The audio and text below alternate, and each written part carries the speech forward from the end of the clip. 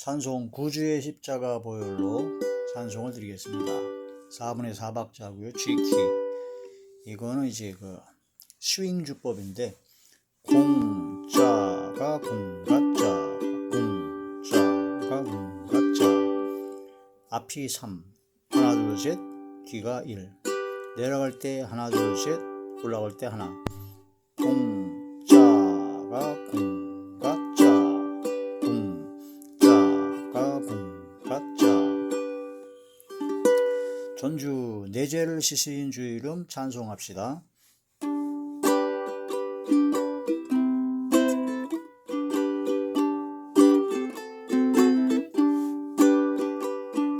구주의 십자가 보혈로 죄 씻음 받기를 원하네. 내 죄를 씻으신 주 이름 찬송합시다. 찬송합시다. 찬송합시다. 내 죄를 씻으신 주 이름 찬송합시다. 죄악을 속하여 주신 주 내 속에 들어와 계시네. 십자가 앞에서 주 이름 찬송합시다. 할렐루야 찬송합시다. 찬송합시다. 내 죄를 씻으신 주 이름 찬송합시다. 주 앞에 흐르는 생명수 날 씻어 정하게 하시네. 내 기쁨 정성을 다하여 찬송합시다. 찬송합시다. 찬송합시다. 내 죄를 씻으신 주 이름 찬송합시다. 내 주께 회개한 영혼은 생명수 가운데 젖었네. 흠없고 순전한 주 이름 찬송합시다. 찬송합시다. 찬송합시다. 내 죄를 씻으신 주 이름 찬송합시다.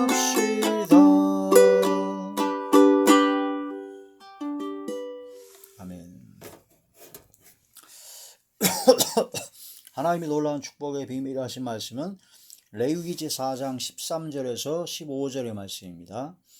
만일 이스라엘 온 회중이 여호와의 계명 중 하나라도 부지 중에 범하여 허물이 있으나 스스로 깨닫지 못하다가 그 범한 죄를 깨달으면 회중은 숫송아지를 속죄의 죄로 드릴지니 그것을 회막 앞으로 끌어다가 회중의 장로들이 여호와 앞에서 그 숫송아지 머리에 안수하고 그것을 여호와 앞에서 잡을 것이요. 아멘. 기도드리겠습니다. 할렐루야. 전능하신 아버지, 은혜와 사랑을 진심으로 감사함을 드립니다.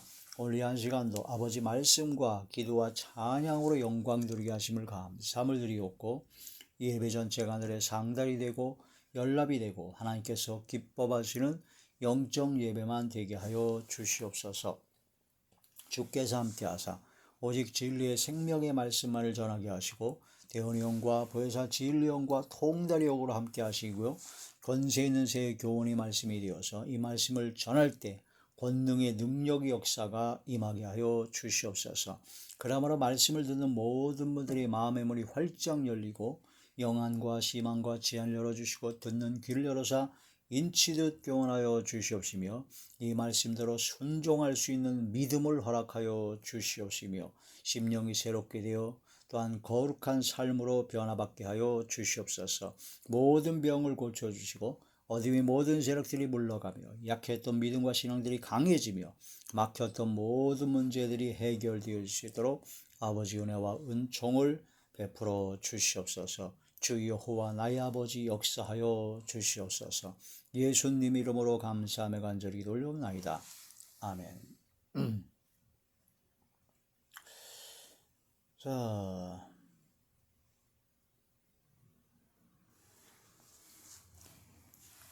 레위기제 4장 13절에서 15절의 말씀, 제사와 예배라는 주제로 21번째 시간입니다. 그 중에서 속죄제의 두 번째 시간, 제목은 범한 죄를 깨달아 속죄하라. 범한 죄를 깨달아 속죄하라 하는 그런 말씀이 되죠. 하나님의 말씀을 통해서 죄를 깨달아야 됩니다. 깨닫지 못하면 죄를 속하는 회개를 할 수가 없죠. 그래서 성경 말씀을 보고 듣고 묵상을 해야 됩니다. 성경 말씀을 통해서 나의 죄가 어떤 죄인가를 깨달아 회개해야 되죠. 많은 사람들은 자기가 죄인이라는 것을 고백을 하지만 어떤 사람들은 자기가 죄인이라는 것을 고백도 안 합니다. 자기가 무슨 죄를 졌냐고 그래요. 또 어떤 사람은 얘기하기를 내가 지옥 갈 만한 죄를 졌겠어 라고 착각하는 경우도 있습니다. 그래서 자기는 웬만한 죄는 안 졌기 때문에 지옥은 안 갈 것이고 괜찮을 거다라고 스스로 안심하는 경우가 있습니다. 성경 말씀에도 보면 하나님께서 이 세상에 의인은 없나니 하나도 없다. 단 한 명도 의인이 없기 때문에 다 악인이요. 바로 영원한 형벌을 받을 자밖에 없다라고 하나님께서 말씀하셨는데도 불구하고 많은 사람들은 자기 자신의 죄를 깨닫지 못합니다. 인간의 죄는 근본적으로 이제 아담의 범죄함으로 온 인류가 죄가 들어와서 죄값으로 사망을 받게 된, 한 번 죽는 건 정한이처럼 당하게 된 그런 죄값의 보응을 받게 됐기 때문에 원죄가 있습니다. 원죄. 그 다음에 우리가 모친이 죄 중에 나를 잉태하셨기 때문에 바로 우리가 조상대대로 내려온, 또한 우리 그 부모님 세대로부터 죄악 중에 출생했기 때문에 조상들의 유전죄가 있습니다. 우리 사람이 태어날 때 그 사람의 성격이나 그 사람이 그런 유전적 형성에 따라서 병이 유전된다든가 또 체질이 유전된다든가 그 육체의 그런 모든 게 다 유전됩니다. 그래서 그 몸만, 그 형상, 모양만 부모님의 모양이나 형상만 닮아가는 것이 아니라 우리 몸의 그런 체질이라든가 그런 것도 부모님의 것을 그대로 유전받죠. 그래서 고혈압이 있는 부모님으로부터 자녀가 나오면 대부분 고혈압이 좀 있습니다. 그래서 그 병 증상을 보면서 항상 그 부모님이나 할아버지 할머니나 그 가족들 중에 병력이 무엇이 있는가를 항상 보는 이유가 그게 유전이 되기 때문에 그렇습니다. 그래서 체질이라든가 그런 모든 게 유전이 되는데 또 성격도 유전이 됩니다. 성격이라든가 그런 여러 가지 유전이 되죠.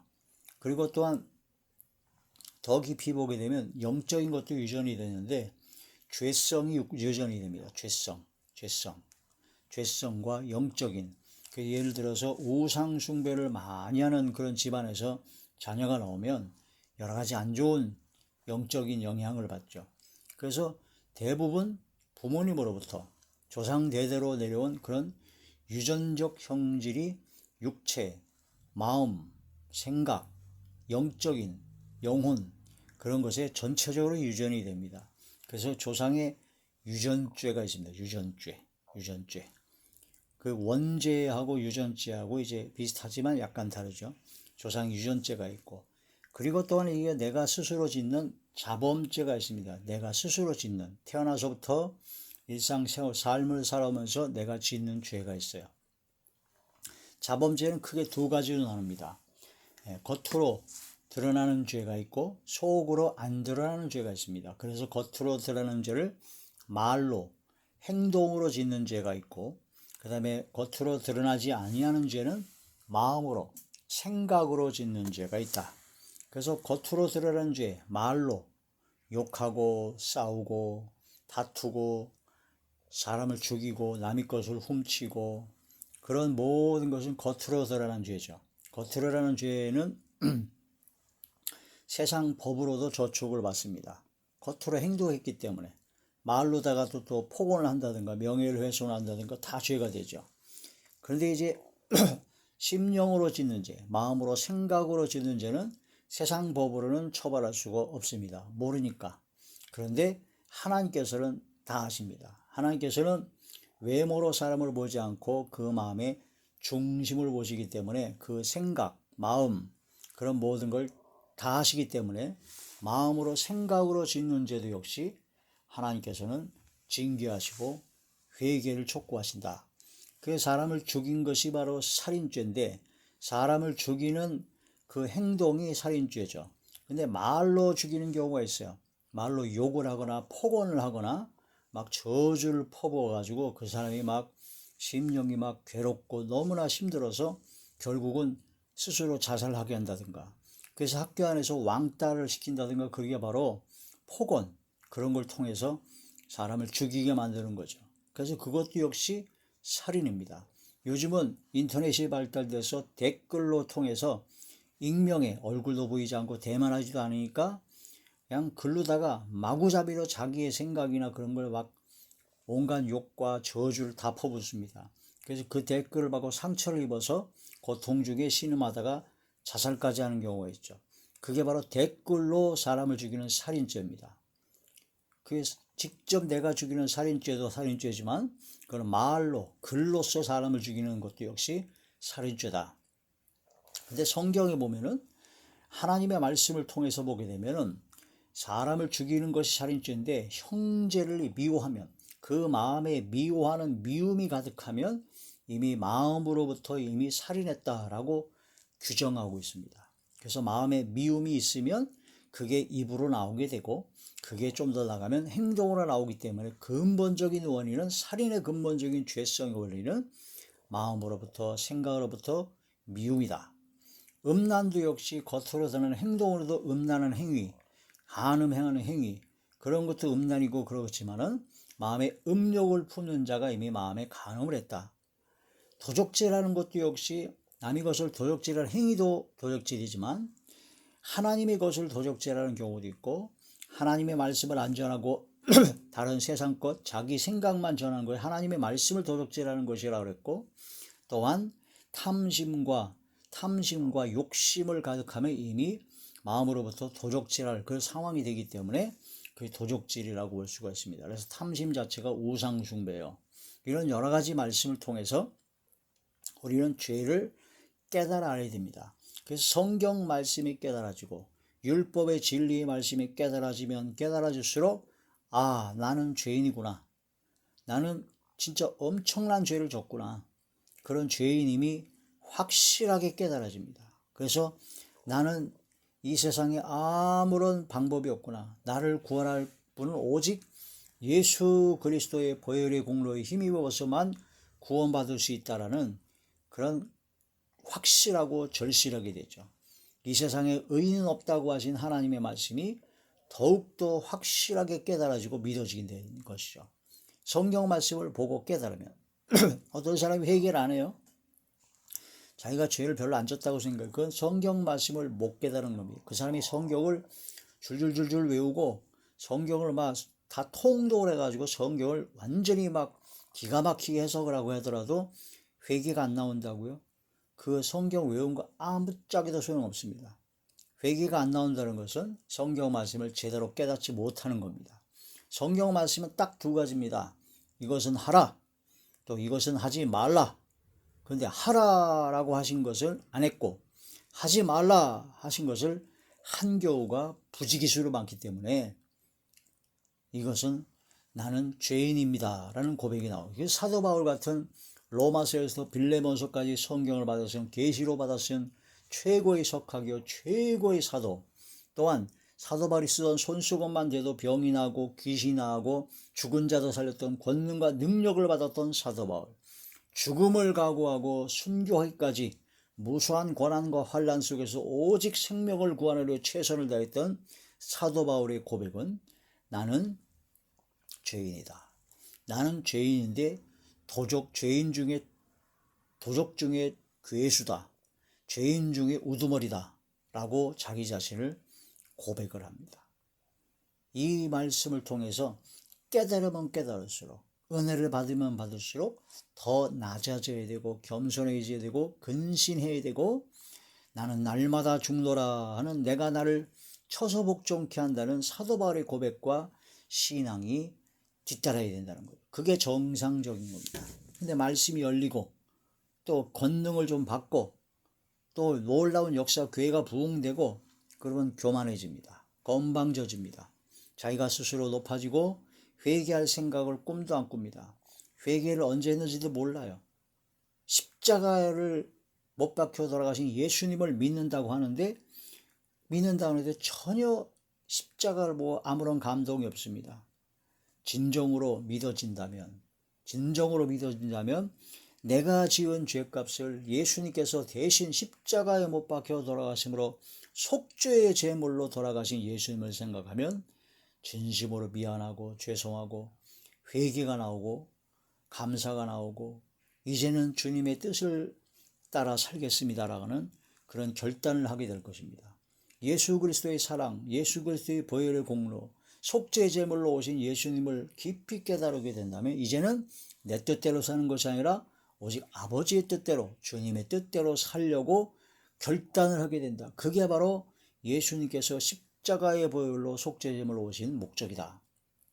이것을 깨달아야 됩니다. 그래서 범한 죄를 깨달아 속죄하라. 성경 말씀을 깊이 깨달아야 됩니다. 성경 말씀을 진짜로 겉핥기식으로 그냥 알고 지식으로만 알면은 전혀 안 됩니다. 마음으로 깨달아야 됩니다. 그래서 내가 죄를 깨달아야 된다. 성경 말씀이 깨달아진다고 가지고 성경 말씀이 어디 몇 장 몇 절 성경 말씀 찔러 쪼개서 헬라, 원어, 히브리어 뭐 해가지고 성경 말씀을 아무리 잘 알아도 그 뜻을 아무리 정확하게 알아도 회개가 안 나온다고요? 그러면은 심각한 문제가 있는 겁니다. 성경 말씀을 많이 몰라도 한 구절 한 구절 하나님의 말씀에 나의 죄를 대신해서 속죄 제물로 오신 예수님을 생각하게 되고 더 깊이 묵상하게 되고 더 깊이 깨달아서 회개하여 이제는 내 뜻대로 살지 아니고 오직 주님의 뜻대로 살겠다고는 결단이 나오고 그렇게 나오지 않는 그런 사람은 성경 말씀을 잘못 알아들은 거죠. 성경 말씀을 많이 아는 게 중요한 게 아니라 성경 말씀이 믿어져야 되고 깨달아져야 됩니다. 그래서 회개가 나와야 됩니다. 그래서 눈물이 나와야 됩니다. 눈물이 메마르면 안 됩니다. 눈물이 메마른 자가 되면 안 됩니다. 그래서 애통하는 자가 복이 있다고 했습니다. 애통하며 회개할 마음 충만하게 없어서 성령이여 강림하사 나를 받아주시고 애통하며 회개할 마음 충만하게 합소서. 예수님 비오니 나의 기도 들으사 애통하며 회개할 맘 충만하게 하소서. 속죄 제사를 드리는데 눈물이 안 나온다면 그건 거짓말입니다. 내가 지은 죄값을 내가 수송아지라든가 염소라든가 짐승을 내가 집에서 길르던 양을 짐승을 대신 잡아가지고 그 짐승을 목을 칼로 찔러서 피를 다 쏟아버리고 죽여가지고 가죽을 벗겨놓고 각을 뜨고 그 벌려놓고 내장과 똥을 다 버리고 그 속에서 불살라 완전히 불태워버리는 속죄 제물을 드리는데 양심이 없는 거죠. 전혀 가책을 안 받고 아무런 감동이 없고 아무런 회개도 안 나오고 그냥 짐승이 죽으니까 그런 고통 가운데 신음하며 죽는 피를 뿌리고 다 죽는 걸 보면서도 아무런 감동이 없어요.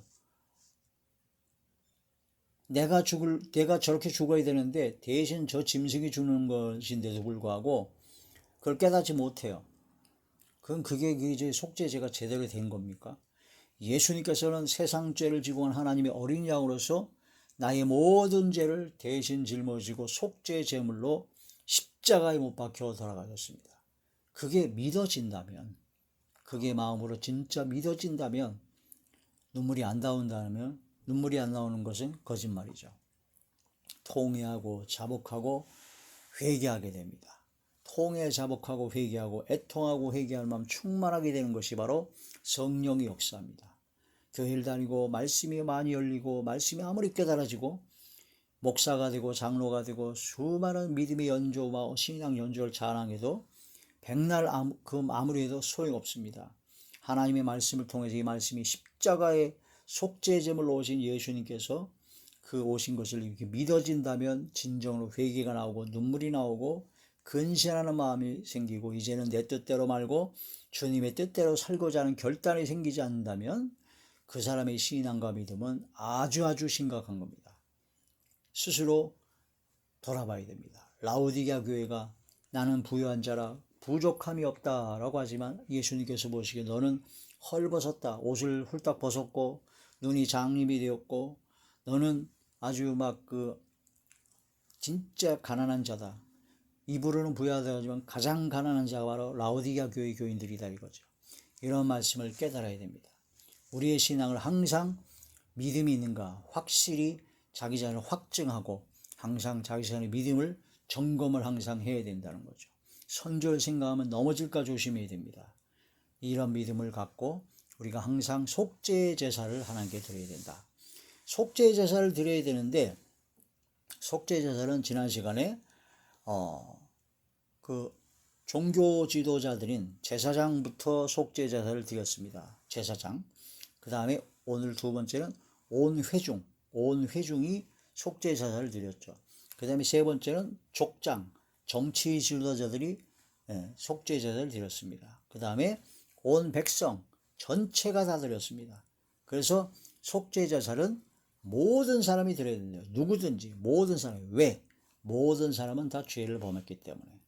근데 죄를 범한 모든 사람 중에 누가 속죄 제사를 드리느냐?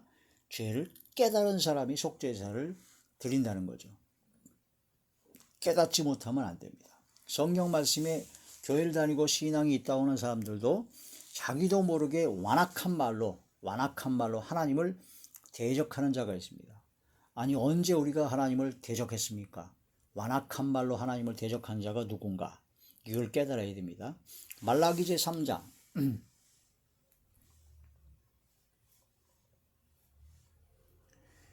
말라기 제3장 13절에서 15절 여호와가 이르노라 너희가 완악한 말로 내를 대적하고도 이르기를 우리가 무슨 말로 주를 대적하였나이까 하노도다.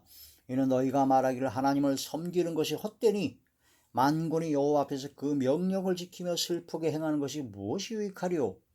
지금 우리는 교만한 자가 복되다 하며 악을 행하는 자가 번성하며 하나님을 시험하는 자가 화를 면한다 하노라 함이라. 이렇게 말하는 것이 바로 완악한 말로 하나님을 대적하는 것이다. 나도 모르게 원망 불평이 나오고 저 예수님 믿지 않은 것들이 교만한 짓 죄를 짓는데 잘 먹고 잘 사더라. 그런 생각이 들고 그런 말하게 된 바로 하나님을 대적하는 것입니다. 시편 73편에 보면 그들이 마지막이 어떻게 될 것인가를 깨달아야 돼요. 그냥 갑자기 망해버립니다. 겉으로는 그게 잘 사는 것 같지만 갑자기 망해버리고 그 사람도 죽고 나도 죽고 다 죽는데 죽음 이후에 사후에 영원한 불과 유황으로 사는 못에 들어갑니다. 그걸 깨달아야 됩니다. 자, 하나님의 이름을 멸시하는 자가 있다. 하나님의 이름을 멸시하는 자. 말라기 제1장 6절에서 8절의 말씀. 내 이름을 멸시하는 제사장들아 나 만군의 여호와가 너희에게 이르기를 아들은 그 아버지를 종은 그 주인을 공경하나니 내가 아버지일진데 나를 공경함이 있느냐 어디 있느냐 내가 주인일진데 나를 두려움이 어디 있느냐 하나 너희는 이르고 우리가 어떻게 주의 이름을 멸시하였나이까 하는도다. 하나님의 이름을 멸시한 것이 어떤 것이냐. 제사장들이 특히 너희가 더러운 떡을 나의 제단에 드리고도 말하기를 우리가 어떻게 주를 더럽게 하였나이까 하는도다. 이는 너희가 여호와의 식탁은 경멸히 여길 것이라 말하기 때문이라. 만군의 여호와가 이르노라 너희가 눈먼 희생제물을 바치는 것이 어찌 악하지 아니하며 저는 것 병든 것을 드리는 것이 어찌 악하지 아니하냐. 이제 그것을 너희 총독에게 드려보라. 그가 너희를 기뻐하겠으며 너를 받아주겠느냐. 만군의 여호와가 그러나 너희는 나 하나님께 은혜를 구하면서 우리를 불쌍히 여기소서 하여 보라. 너희가 이같이 행하였으니 내가 너희 중 하나인들 받겠느냐. 10절 만군의 여호와가 그러나 너희가 내 제단 위에 헛되이 불사르지 못하게 하기 위하여 너희 중에 성전물을 닫을 자가 있었으면 좋겠도다. 내가 너희를 기뻐하지 아니하며 너희가 손으로 드리는 것을 받지도 아니하리라. 이러한 말씀을 통해서 하나님께 제사를 드릴 때 최상의 것, 최고의 것을 드려야 된다는 거죠. 그래서 우리가 지금 예배를 드릴 때 최선을 다해야 됩니다. 하나님 앞에 예배를 드릴 때 최선을 다하고 최고의 것을 하나님께 드려야 되죠. 근데 예배를 너무 소홀히 여기고 예배가 점점 형식적으로, 의식적으로 겉으로 사람에게 보이는 그런 것을 통해서 그런 거로 바뀌는 것은 아주 심각하죠. 예배는 단 한 사람이 드리든 몇 사람이 드리든 인원의 수에 상관없이 최고의 정성으로 하나님 앞에 정성껏 최선을 다해서 하나님께 드려야 된다. 말씀과 기도와 찬양과 봉사와 헌신과 그런 모든 예배는 바로 최상의 것을 드려야 된다. 그래서 새벽에 새벽 예배를 드리는 것이 그렇게 중요합니다. 왜냐하면 새벽에 하루의 첫 시간, 그 다음에 가장 정신이 맑은, 또한 가장 귀한 첫 시간, 잠을 포기하고 하나님께 드려진 예배이기 때문에 새벽 시간이 그만큼 최고의 것을 드리는 것이죠. 아무튼 하나님께 드리는 것은 바로 최고의 것을 드려야 되는데 하나님께 드리는 것을 그냥 대충 형식적으로 대충 드리는 것은 바로 하나님의 이름을 멸시하는 죄와 같다. 하나님이 그것을 도적질하는 것이다 라고 합니다. 11조와 허물이죠. 말라기제 3장 말라기제 3장 8절에서 9절 사람이 어찌 하나님의 것을 도적질하겠느냐. 그러나 너희는 나의 것을 도적질하고도 말하기를 우리가 어떻게 주의 것을 도적질하였나이까 하는도다. 이는 곧 11조와 봉헌물이라. 너희 곧 온 나라가 나의 것을 도적질하였으므로 너희가 저주를 받았느니라. 이 말씀을 자꾸 이상하게 여러 가지로 해석해가지고 이것은 뭐 그때 당시고 뭐 지금 현재 해당이 안 된다 어쩐다 아주 말들이 많습니다. 그런데 분명한 것은 하나님이 그것을 도적질하는 것이다. 11조와 헌물은 이제 첫 열매라고 볼 수가 있죠. 하나님이 것 11조와 첫 열매. 11조를 왜 하나님께서 만들어 놓으셨냐. 이스라엘 12지파 중에서 11지파에게는 기업을 다 줬어요. 자기 스스로 수익을 창출하게 해줬어요. 그러나 레위지파는 하나님의 성막에서 성전에서 봉사를 합니다. 제사를 드리고 짐승을 잡고 성막기구를 옮기고 그런 걸 하기 때문에 그런 일상생활에 수익을 창출할 수 있는 그걸 못합니다. 그래서 그 레위지파가 먹을 양식과 그런 필요한 것을 채워줘야 되잖아요. 그리고 또한 성막이라든가 성전을 할 때 보수를 한다든가 개수를 한다든가 필요한 것을 산다든가 그런 게 또 필요하죠. 또한 성막이나 성전에서 그런 교회 공동체에서 가난하고 어려운 고아, 과부, 객, 나그네, 또 노비, 그리고 또한 레위지파 그런 사람들이 가난하고 어려운 사람들인데 그런 사람들과 서로 나누고 같이 나누게 하기 위해서 하나님께서 만들어 놓으신 내가 너희에게 준 모든 복, 너희에게 준 모든 기업 중에서 그 수익 중에서 10분의 1은 하나님께 드려라. 이건 내 것이다. 하나님의 것이다. 10분의 1을 드려야 그 10분의 1을 가지고 레위지파, 제상, 그 다음에 고아와 객, 과부, 그런 어려운 이웃들과 나누고 또한 성막, 하나님의 집에 그런 보수나 개수나 필요한 기구를 사는 모든 것에 사용될 수 있다라고 하나님께서 제정하신 법입니다. 우리가 믿음으로 구원받기 때문에 11조를 하든 안 하든 상관없이 구원을 받는 건 믿음으로 구원받습니다. 그럼 믿음으로 구원받은 하나님의 자녀라면 나의 모든 것은 다 하나님께서 주신 것이다라는 신앙 고백이 나와야 되고 그 중에 10분의 1 가장 적은 너무나 적은 하나님께 주신 모든 것 중에서 일부 11조를 하나님께 드려서 하나님께 신앙을 고백하고 믿음을 고백하고 그 11조를 모아서 교회에서 전임으로 전적으로 주의 일에 힘쓰는 주의 종과 또한 교회 직원들과 그런 모든 사례를 주게 되고, 또한 교회 공동체가 이런 예배 처소와 또한 기구들, 그런 것을 사는 데 필요한 걸 거기 쓰게 되고, 또 교회 차원에서 가난하고 어려운 이웃들을 도와주는 그런 구제 사역과 선교 사역을 하게끔 그런 걸 사용되기 위해서 최소한의 금액인 하나님이 곧 11조를 드려야 된다. 첫 열매를 드려야 된다. 마음에 감사가 넘치면 감사 헌금을 드려야 된다. 특별히 선교가 하고 싶으면 선교 헌금을 드려야 된다. 건축에 내가 뭔가 좀 일익을 담당하고 싶다라면 건축은, 그 모든 것은 하나님께서 주신 모든 것 중에 극히 일부입니다. 내 거를 드리는 게 아니에요. 내 거를 드리는 게 아니라니까. 하나님께 헌금 11조 드리면 아우 내가 내 거를 그냥 드리니까 너무 아깝다. 자기 거 하나도 없어요. 자기 자신이 몸과 생명 전체도 다 하나님께 주신 겁니다.